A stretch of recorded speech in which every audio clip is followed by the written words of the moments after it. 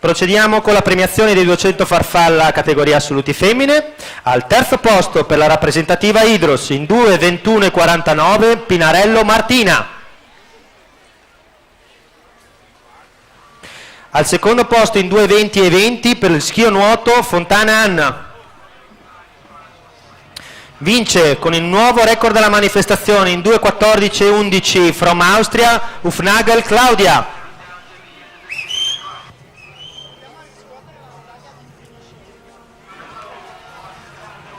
Premia il dirigente SSD Natatorium Treviso Stefano Cerchier.